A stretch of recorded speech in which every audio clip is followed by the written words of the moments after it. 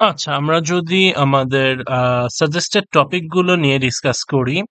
So ফার্স্টে আমরা দেখতেছি মসফেট এর থিওরিতে যে কোয়েশ্চেনটা সেটা হচ্ছে draw the structure of an enhancement type NMOS for positive gate bias small VDS আর PMOS for negative gate bias small VDS, মানে স্মল VDS ওরা অন থাকা অবস্থায় স্ট্রাকচার গুলো যেরকম হয় সেটা আমরা জানতে চাচ্ছি।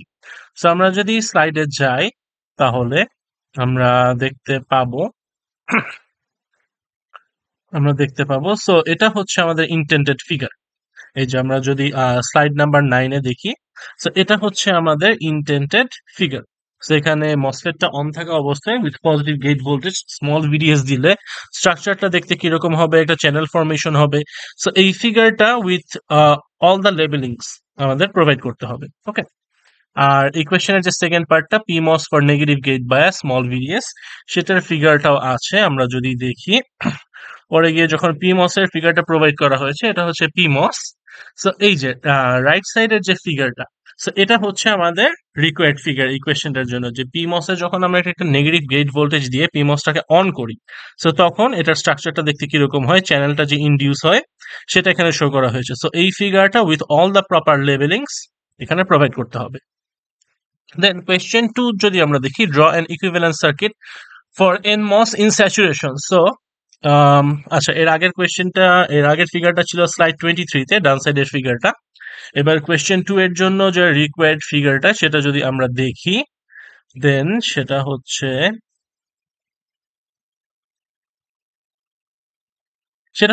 এই স্লাইড 21 এর নিচে যে ফিগারটা আছে, এই ফিগারটা, এটা হচ্ছে large signal equivalent circuit model of N channel MOSFET in saturation. So এই সার্কিটটা দিতে হবে উইথ প্রপার লেবেলিং। এটা হচ্ছে আমাদের কোয়েশ্চেন নাম্বার 2 এর required solution. Okay, then question number 3 তে বলা আছে plot and explain ID versus VGS curve এবং ID versus VDS curve. Okay, so এটার আনসার যদি আমরা দেখতে যাই, সো এটার আনসার হচ্ছে এই দুটো কার্ভ। ওকে, স্লাইড নাম্বার 29 এবং স্লাইড নাম্বার 30।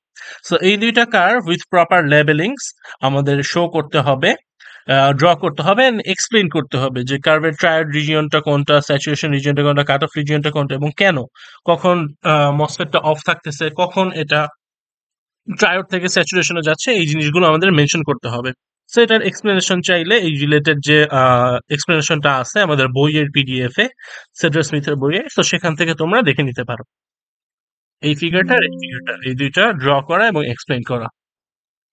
দেন কোয়েশ্চেন 4 এ যদি দেখি, direct the expression for drain current for an enhancement type NMOS for triode mode, saturation mode আর saturation mode considering channel length modulation. Okay, আচ্ছা, কোয়েশ্চেন 4 এর যদি আমরা আনসারটা দেখতে চাই তাহলে এটার আনসারটা শুরু হবে স্লাইড 31 থেকে।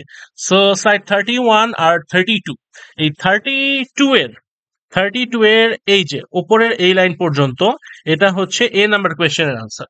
আর যদি বি নাম্বার কোয়েশ্চেন আস্ক করা হয় তো সেটা হবে একদম এই পেজের লাস্ট পর্যন্ত। ওকে, সো সেটা হবে বি নাম্বার কোয়েশ্চেনের আনসার। আর যদি সি নাম্বারের কোয়েশ্চেন জানতে চাওয়া হয় সেটা হবে অনলি স্লাইড 34 এ যে ফর্মুলাটা ডিরাইভ করা হয়েছে সেটা এতটুকু ডিরাইভ করে দেখালেই হবে। সো এগুলো হচ্ছে আমাদের কোয়েশ্চেন 4 এর সলিউশন। ওকে, আচ্ছা, দেন এক্সাম্পল আছে 5.1 থেকে 3 পর্যন্ত এবং 5.5 থেকে 8 পর্যন্ত। সো 5.4 এক্সাম্পলটা বাদ যাবে, সেটা খুবই ছোট একটা এক্সাম্পল।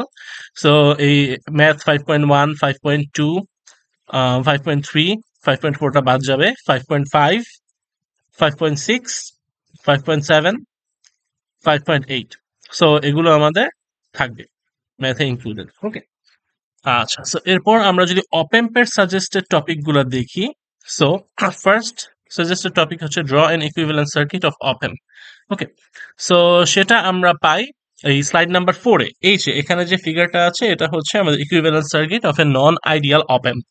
সো এটা আমাদের প্রপার লেবেলিং সহ ড্র করতে হবে। দেন কোয়েশ্চেন 2 যদি দেখি, draw and explain output versus input voltage graph of the অপেম্প।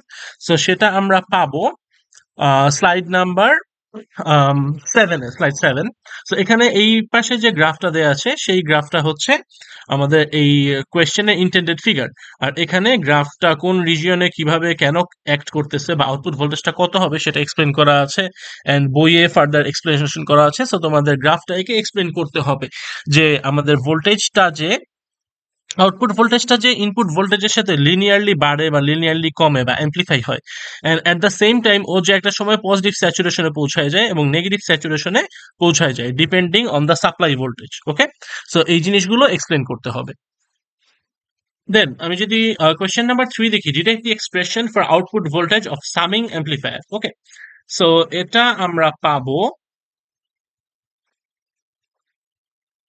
আমরা পাবো এই স্লাইড নাম্বার 29-এ। সো স্লাইড নাম্বার 29-এ এই সামিং অ্যাম্পলিফায়ারের সার্কিট ডায়াগ্রামটা দেয়া আছে। সো তোমাদের অবশ্যই ফার্স্ট এই সার্কিট ডায়াগ্রামটা আঁকতে হবে।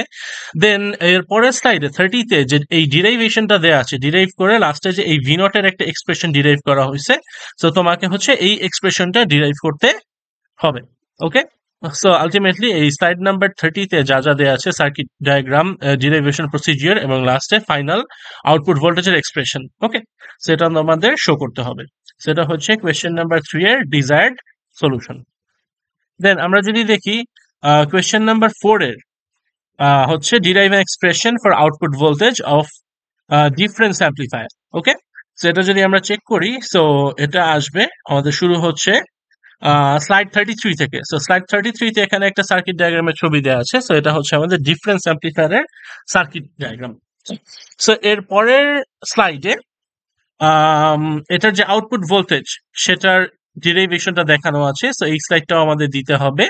দেন এর পরের স্লাইডে আলটিমেটলি সিম্পলিফাই করে লাস্টে যে আমাদের আউটপুট এক্সপ্রেশনটা আসে V naught equal to ভি2 minus V1, এই জিনিসটা শো করতে হবে। সো বেসিক্যালি স্লাইড 34 এবং স্লাইড 35 এ যা যা আছে, যে ডেরিভেশনটা দেখানো আছে ফিগার সহ, সেটা আমাদের প্রোভাইড করতে হবে কোয়েশ্চেন 4 এর আনসারে। আচ্ছা, সো এরপর এক্সাম্পলস এর মধ্যে 5টা এক্সাম্পল ইনক্লুডেড আছে, 5.1, 5.2, 5.6, 5.7 এবং 5.9।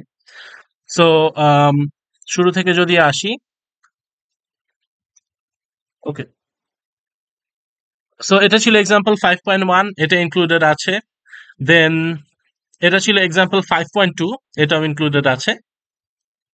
দেন নেক্সট এক্সাম্পল হচ্ছে 5.6, এই যে এই এক্সাম্পলটা 5.6 এটা আছে। দেন এরপরে এক্সাম্পল হচ্ছে 5.7, এটা আছে। দেন এরপরে এক্সাম্পল 5.9, এটা আছে। এক্সাম্পল থেকে এই 5টা ম্যাথ ইনক্লুডেড। ওকে, আচ্ছা, সো দেন আমরা যদি এক্সারসাইজে যাই, সো এক্সারসাইজে আমরা দেখতে পাচ্ছি এখানে কি কি ম্যাথ আছে: 13, 14, 19, 30, 32, 33 এবং 52, 70। ওকে, সো 13 নাম্বার ম্যাথ এটা আছে। দেন 14 এটা আছে। দেন 19 এটাও আছে। 20 নাম্বার ম্যাথটা নেই। আর 30 নাম্বার ম্যাথটা আছে। দেন 31 নাম্বার ম্যাথটাও নেই। 32 আছে, 33 আছে, 52 আছে, এন্ড 70 আছে। ওকে, তো সবগুলো ম্যাথই ক্লাসে ডিসকাস করা হয়েছে। সো এগুলো হচ্ছে আমাদের সাজেশনে থাকবে। So that's all the suggestion from MOSFET and OPAMP.